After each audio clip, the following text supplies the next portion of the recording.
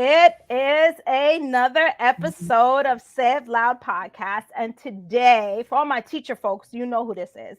But for the rest of you guys, you're going to learn something today. This is Dr. Gholdy Muhammad, who is the author of Cultivating Genius, and also, I don't know, just an all around wonderful person who's taken their time to sit with us and kind of educate us on the work that we should be doing as humans, as parents, as everyday learners, and then for the educators, us too. So, Lee, thank you for being here. Thank you, sis. I'm so How honored to are be you? here. I'm doing great. It's a beautiful day. It is a beautiful day. It's so nice. So, can you tell everybody a little bit about you if they haven't met Goldie Muhammad yet? Sure. I am a teacher, a curriculum writer, a professor, among other things. But I started my career as a middle school teacher, like you, teaching middle school, sixth and eighth grade. I skipped seventh grade. Ah, see? They said something happens in seventh grade, and I don't know. I just ended up not teaching that grade level, and I've taught ELA and social studies. I'm from the Midwest, and I'm back in the Midwest now as an associate professor of language literacy and culture at the University of Illinois at Chicago. And in between that time, I've also been a district administrator over curriculum and instruction, a reading specialist and coach.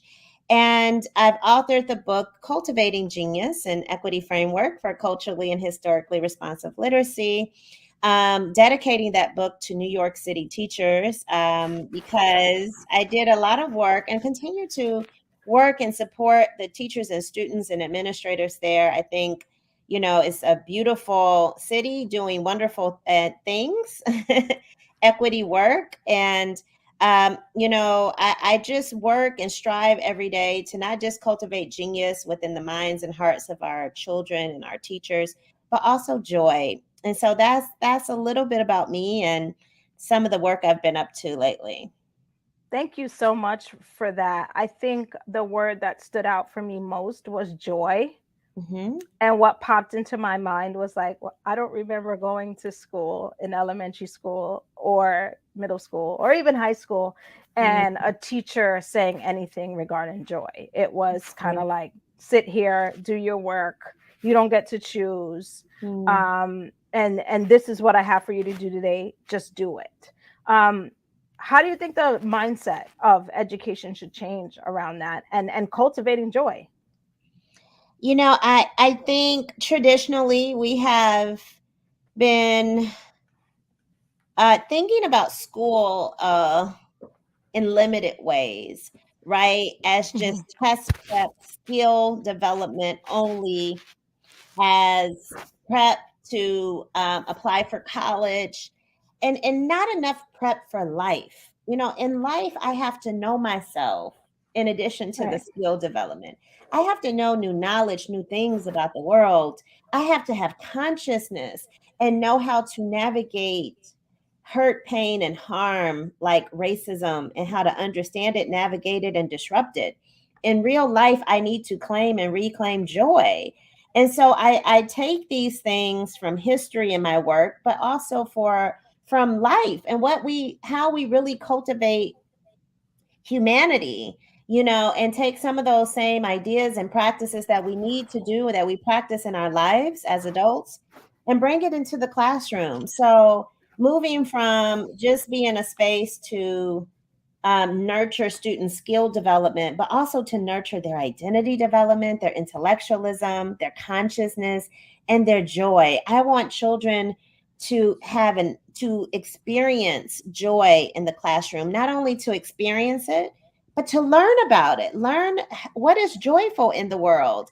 How is what I'm learning connected to beauty, aesthetics, solutions, truth, and justice? All of that is very joy giving, and so my model and curriculum is pushing toward that and moving away from these traditional classroom and school settings.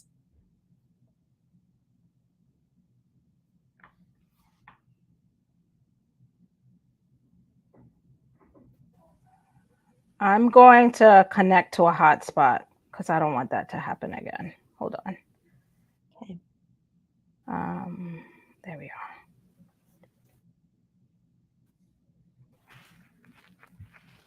Of course, my luck today will be the day, right?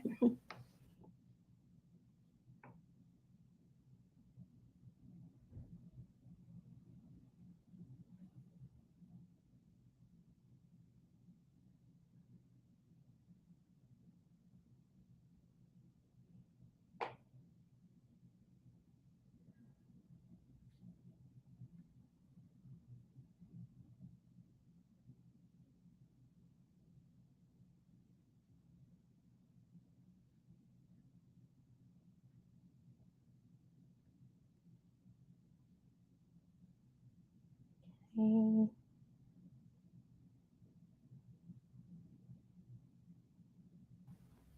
Okay, we should be good now. okay, great. Now, Sorry, we'll just go ahead. You could finish what you were saying. so I don't know if you want me to repeat that, but I was just, Yes, yeah. So I was just saying that, the importance of joy is one of the things that is just very important. Traditionally, schools have really been spaces to nurture student skill development only, to nurture test prep, and helping students to get into college. And that those are all strong goals. But in my work, I use historical excellence from Black communities, and I just use what I know about what it means to be a successful adult. right. As an adult, we need more than just skill development, and life continues on after college. We need identity development. We need to know ourselves and know each other. We need intellectualism. We need to know things about the world. We need consciousness. We need to know how to name and understand and navigate hurt, pain, and harm in the world. Racism is one type of hurt, pain, and harm. We don't need to just know how to understand it and navigate it, but to disrupt it, to interrupt it, so that other humans are not feeling any source of unwarranted pain. And we need to know how to claim and reclaim joy. Joy is important for students in schools to not only experience joy, but to learn about it. They need to Right. learn the beauty in the world, the aesthetics, the truth, the solutions. This is what makes a more holistic education. And so I'm always in my work and in my model of curriculum, I'm looking across more than just skill development, but how do we also include identity work, consciousness work, joy work, so that joy is at the center of children's experiences in schools and classrooms. They experience a sense of beauty, fulfillment, elevation in schools. I mean, and that's what we would want for our own sons and daughters. We want That's it right. to be a joyful experience, not just strategies and worksheets and test prep if that's not joy giving. So how do we connect learning to the world and to the beauty in the world? That's what joy offers. I love that. Like I said, I don't remember a time in my life where I felt that at school. I felt I and what as an Mhm. educator now, I see a lot of students who have not learned that yet. And so when you're asking them to think independently, think on their own, think about their identity, what they feel, what they think, they tend to have answers like I don't know, because most of the time someone has told them how to think and what to feel, right? And so they copy whatever you say on the board or whatever you have taught them, but they don't really know how to apply that to themselves. And I think that's sad. I think that's sad because you want to, while, like you said, while we have a lot of opportunity for test prep and things of that nature, a lot of students are artists and musicians and scientists, and they might learn differently and they're going to show that differently, and so everyone's path is not the same. And so creating a space where they can learn about that identity and those options is healthier, um, to me. So thank you for that. Absolutely. Mhm. How did cultivating genius come about, and what was the vision? Um, I was doing a lot of work in New York City, and helping. Cultivating Genius was in my mind before it was a book. And for 10 years before Cultivating Genius, I had been researching in the archives, looking at historical artifacts, and writing and coming to a model. The model became what's in Cultivating Genius. And I started to live my life by this model, my teaching by this model. I started to train teachers and administrators of this model because they understood equity and culturally responsive pedagogy, but they did not know what it looks like in practice, in Mhm. everyday curricular lesson plan, unit plan, leadership practice. And so I was always writing and thinking some more about what a book can look like, capturing historical Black excellence, where I got this model from, capturing this model where teachers can pick it up in a very practical way and read it in one day, in one week. I was very intentional about that. And so I started writing Cultivating Genius over time and mostly writing it in my mind. And I saw that teachers in New York, the largest school district, were really taking to the model and loving it and using Mhm. it and expanding it. And so, I started to talk to God, to myself, to my family. I said, maybe it's time to put it all together. And so that's what I did, in company of our ancestors and reading, and then also with teachers throughout New York City. I started to think through this work and put it all out. And the book was not initially called Cultivating Genius. Really? Yeah, it my editor, Lois Bridges, at the time with Scholastic, she just fell in love with it. Almost where she wasn't really giving me a lot of like hard edits. I'm like, Lois, you gotta edit it harder than this. It can't Right. be like good as is. And so Yeah. she says, oh, I'm just falling in love with the language, and I just feel like there's genius here. Genius. I said, well, yeah, it is genius. Our ancestors used the word genius a lot in their language and in their newspapers and in their writings. And so she just says, I just feel like this model is like summoning the genius from children. Really? And so, we thought summoning genius was the first thought. But I didn't really care for the word summons as it linked to like the justice system and what Right. the system has done to our people. So I didn't really, my spirit wasn't really singing toward summoning. But it was for cultivation, because to cultivate something takes work. It takes a stance, a role. We are nothing but mere cultivators of children's genius. We just water it, we just nurture it. It's already there. Right. And so it became this sort of like metaphor of cultivating genius, because our ancestors were so genius and they Yeah. started with genius.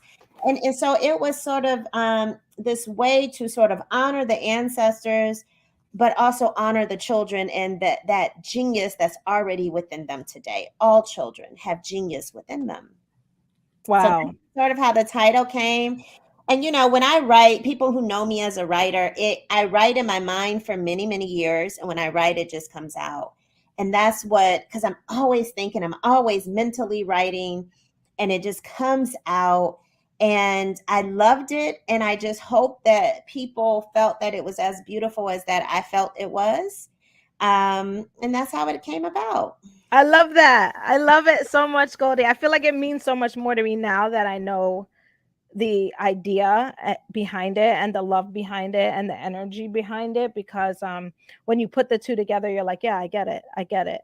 And the book is genius. It is genius, and it wasn't a hard read, and it didn't feel like it was racking your brain to figure it out. It felt like you could do this, and I appreciated that, because sometimes you read a book and you're like, well, how am I supposed to do this? Like, in theory it sounds good, but you're like, Yeah, how do it's you want me so to do this? theoretical. Yeah. Right. And Right. I'm a practitioner and I teach all the time children. And I'm always like, I need to always know the what, the how, the do. Yes. Like theory is important. We need theory. My sister Bettina Love always says that. We need theoretical perspectives. We need to understand why we're doing something. How did all this happen? And in addition to that, we also need the practicality. What do I do with theory and Right. with the history? Right. And then especially for me, now we're going to like touch on subjects that people may not love so much, but especially for me, who is a woman of color and a pedagogue of color, I'm like, okay, I read theory books and I'm like, well, maybe this will work in a school where all of the kids don't come, don't have issues at home, are not dealing with whatever, and they have all these resources. But how do I execute that in an environment that may not have that?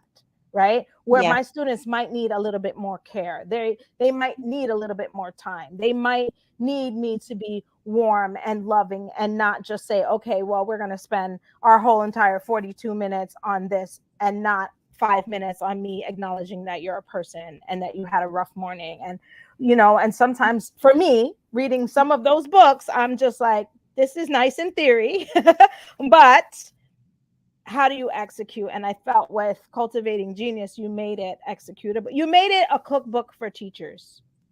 That's what Oh, you made it. that's beautiful because I can't read books. So. Neither can I. And that's what I'm saying. Like, it was like, okay, here, I'm going to give you everything you need and I'm going to tell you how to do it. Right. And so I think that's what we appreciate. Well, that's what I appreciate about reading something that I was like, okay, this is applicable and this is executable. So thank you Wonderful. for Thank that. you. So what do we need to do differently in education, specifically around students of color and being culturally responsive? Like, what do we need to do as a country? What do we need to do as individuals? And then for the parents listening, what can they do? Well, I think what we need to do is know them. You know, a lot of teachers that I've worked with, when it comes to children of color, black and brown children, black children, we don't really know them. We know who they might be today, but we don't know their ancestry, their histories, their history with liberation, their people, how their people have created genius and joy across time. And so then when we don't know them, we rely on the standards and the curriculum to tell us what they need best. This is And the true. curriculum writers and the standards writers have not done their research on the beauty, the brilliance, the genius of our children. And so they Right. might start the story off with enslavement, or they might start the story off with civil rights. And it's like, who were we before people started oppressing us and coming Right. in to colonize and hurt us? And that's just one example among, Black Americans and Africans. So, the first thing we have to do differently is start with teacher education programs of getting to know who we are serving, and Right. teacher ed programs making sure that there's a course on getting to know ourselves, our own ideologies, our own racism, our own sexism, our own self-oppression. It's Right. all been conditioned inside of us. We just need to name it and unpack it. And teacher ed programs need to start by making sure culturally and historically responsive education is not just in one class, one diversity class, but it is the program. The program is it. And it's threaded throughout the theoretical classes, the methods classes. We need classes on curricular design. Yes. I'm talking about Yes. design like artistry design. I'm not talking about like first you do your anticipation guide, next you do your body of your lesson, your closing. No, that's too structured. That designers and artists don't think like that. That's right. So I think when we have better teacher education and then we have policies and standards and curriculum that also look different, teachers can then and leaders can show up by getting to know students deeply, because you cannot teach and lead who you don't know. Right. And then we're in better positions. And after doing the self work, we're in better positions to teach and lead. And so the book is really this practical model of telling teachers and leaders that every time I teach and lead and practice, I am cultivating a child's identity, a sense of knowing who they are, who they're not, who they want to be, but also teaching them about the lives of people who are different than them. Right. And I'm also teaching skills and state standards and proficiencies needed for that grade level, for that content area. Number three, I'm teaching children intellectualism, academic success. Number four, I'm teaching criticality, teaching students how to name, understand, navigate, disrupt oppression, hurt, pain, and harm. That's what I call oppression, define oppression. And then number five, I'm teaching students to experience, but also to understand joy and beauty and truth and solutions to the world's problems. That 5-part model, again, that came from the ancestors, is the practical model and approach.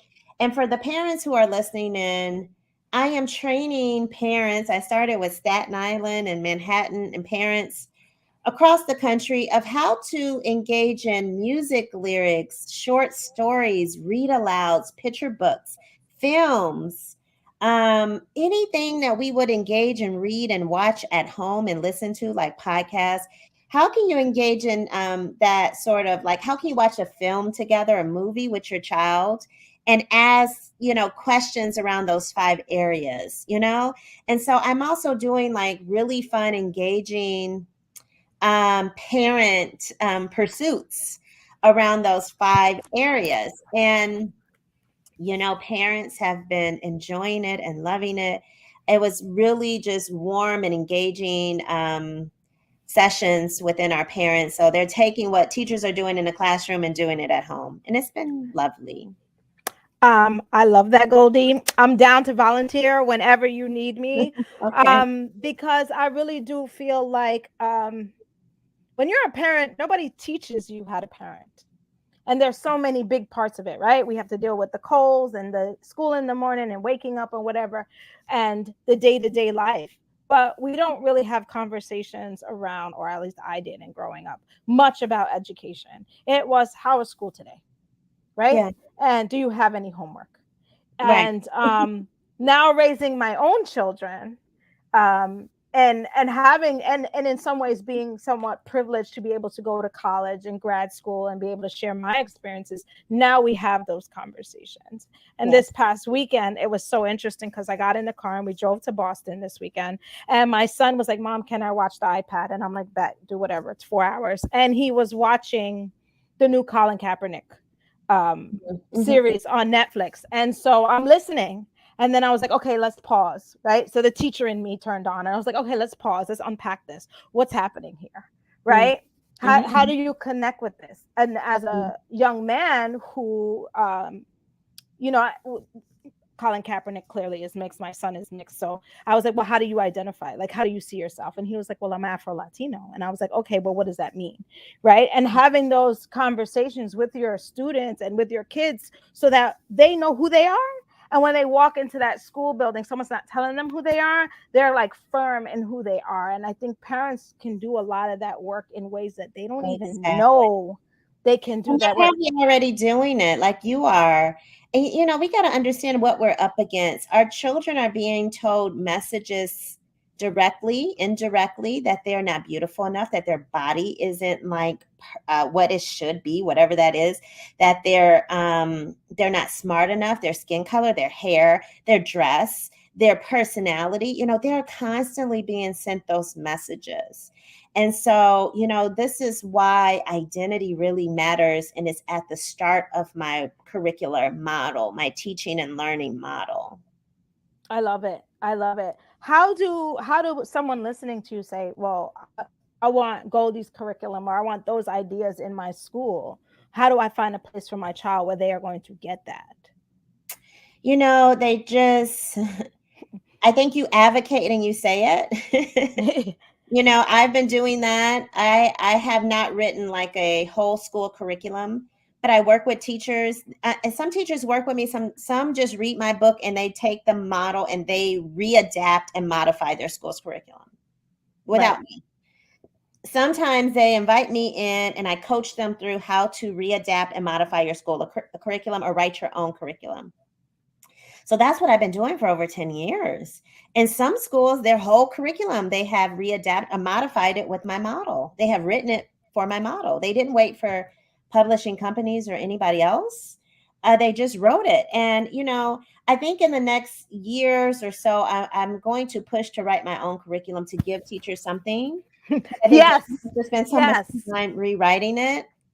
Yes. Yeah, I'm just kind of looking for the right avenue, and hopefully Yes. that comes sooner than later.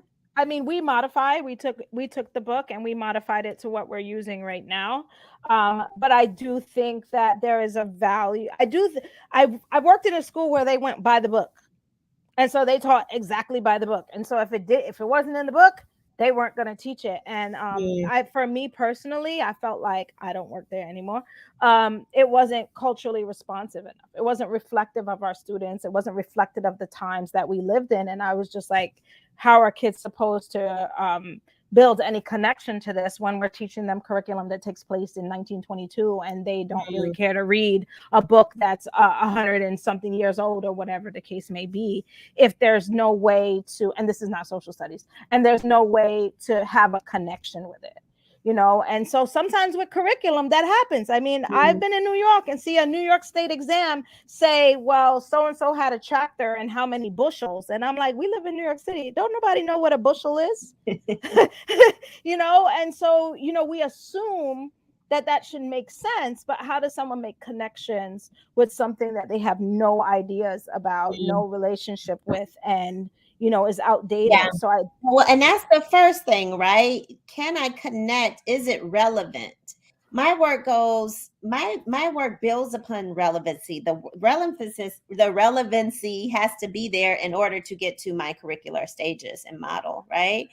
But if you cannot see yourself and see how it connects to your life, um where you can breathe in the curriculum and the ideas, and even if there's no direct connections, how can we make these connections? But if that's not there first, it might be hard for students to engage.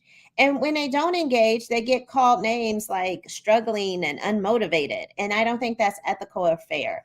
And if a curriculum was not written for children in the Bronx or wherever you are, if it wasn't written for the lives of these children here who are going to be served by this curriculum, is very unethical.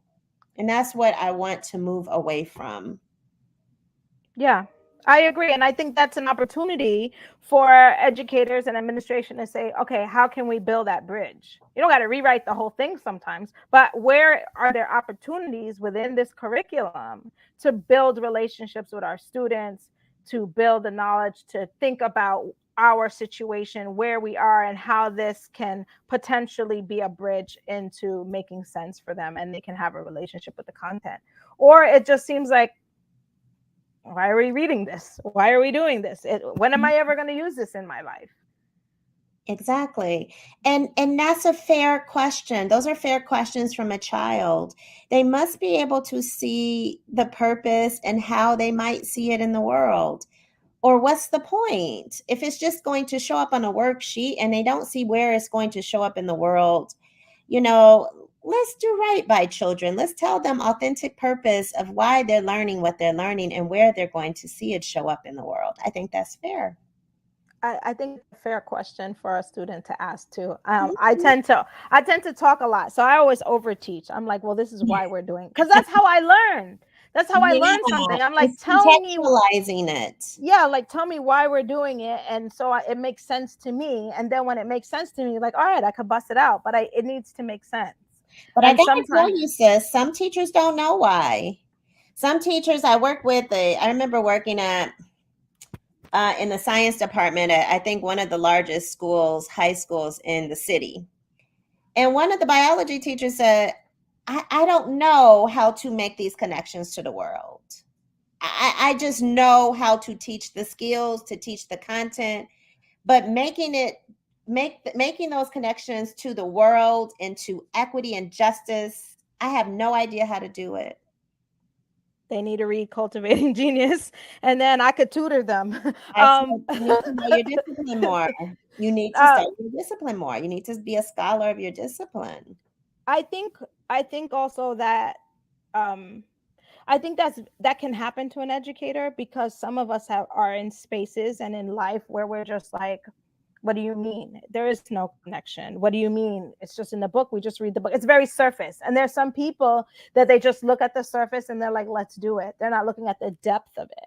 Right. Mhm. And I think when we think about genius and we think about cultivating, when I think about cultivating, I think about digging and turning over soil and it being fresh and rich and healthy. Right. And that's what we're doing. And so we're making those connections between my life and why I'm learning this and why this is important to me and why we want joy and why we want justice and why I need to know how to do math so nobody robs me and takes advantage of my money and that I'm really quick and can calculate numbers and share it with other people. And I think there's always an opportunity. Maybe I'm speaking like an educator, but I think there's always an opportunity to Mm. make a connection. I think there is always, and this is from someone prior to being an educator was a salesperson. It's the same way you sell, Yeah. right? It's the same way you sell. You're going to sell something to someone and you're going to look for an opportunity or connection to what they need. It's the same thing being an educator or even working with your child and saying, okay, this is what you need. Let's make a connection here. Why do you need this? How do you need this? And how can I help you? Yeah. I mean, it sounds very common, like, right, common sense, like, or natural and organic, what you're saying. And that's what education should be. It should feel very organic to living and to life. And we should be preparing students to read and write and think like mathematicians, not just worksheet filler outers or test takers. We should be teaching students how to read, write, and think like scientists, like activists, like advocates. Like what people really do in real life is what we should be bringing into the classroom. Other than that, if we don't, it just feels contrived. And students are smart enough to know when it Mm-hmm. is contrived education and when it is authentic and purposeful. I agree. I think they know, and there's certain things that, as much as I can teach you, I cannot. And I think students feel that. They feel when it's not organic. They feel when you're not being your authentic self. They feel like Mhm. when you don't mean what you. They know a lot, but they know you When we don't love sometimes. them, when we tired, we really don't want to do this. When we do want to do this, they know They it all. know. They know. Trust me, they know. And they know when they're comfortable and they know when they feel like they're in a space where they're being nurtured. Sure. And I think that's fair. I think that's fair. And I think sometimes we look past that, right? Hmm. Because we want it to be so much deeper. It's not. It's not. They're showing you what they think and what they feel, and you just have to be in tune to that. I Hmm. don't have you very many more minutes, Goldie, but what do you what's next for you? What's next? Um, just continuing to rest and to breathe and drink water. That's really what's next, because and being open. My next is being open to see what I'm supposed to do or be or how I'm supposed to think next. I mean, I stop planning as much and just start being just open to see what I'm supposed to do, and it will and I will know, like it will be placed in front of me in a very clear direction, you know. And so, what I'm doing, I am involved in like some cool new projects, and that's been taking the model to different levels. Like I'm working with Spotify right now, and we're thinking about making like playlists of equity, diversion, inclusion that, you know, I think people there can think about when it comes to marketing and business, like what you're saying. You did all this, you thought about all these things naturally, Mhm. and so are they. And then, but also lyrics and music that teachers can use as anchor text in the classroom in terms of their pedagogy.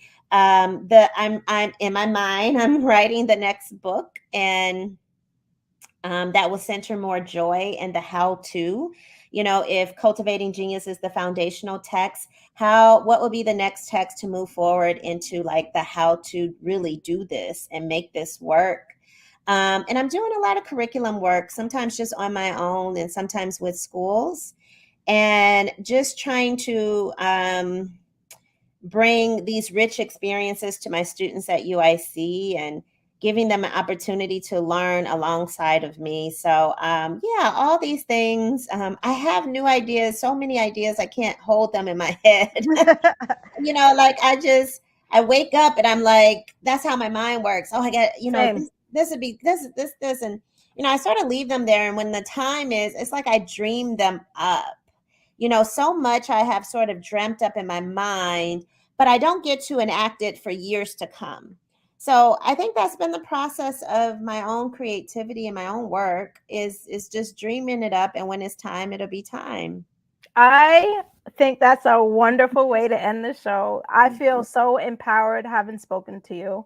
I feel re-energized. I love when you said the whole interview is dope, but I love when you said no. The next thing's water and rest, because I found for me that I was best creative, and we talk behind the scenes. I found that I am best creative when I am well rested and in a healthy space. Sure, sure. That will make me the podcast, the writing. I read audiobooks for Audible, and do the audio part of the audiobooks. But I'm most creative when I am at ease and I am well. Yeah. And I think that is just as much as important as all of the work that we do. You Mhm. also, in this conversation, I've been writing a screenplay for 8 years because my kids used to play softball and I don't like softball. So I would sit in the car and I would write. And recently I was like, you know what? It's time to write it. It's time to actually like put it together. So, yes, I understand. Sometimes things just have to be there until they're ready to grow, right? We have to plant our seeds and wait for them to grow. And I Mhm. appreciate that And I so can't wait much. to read it. Thank you. It's good. It's good. It's so good. And I tried to protect it for so long. I was like, no, I don't want to share it with anyone because it's such a good idea. And I would write and write and write. And now I'm ready to like put the pen to the paper and get the script done and get it out there. So Great. yeah, that's where we are. But thank you so much for taking the time to meet with me, Yes. Gholdy. I appreciate all the work that you're doing. I appreciate your time today and all the energy that you shared with me. And I am a fan for life. Oh, So I'll be around. thank you, sis. Thank you for all that you're doing. I'm glad I'm matching the theme, the pink. It's And always just pink. thank you. Thank you for having me. All right.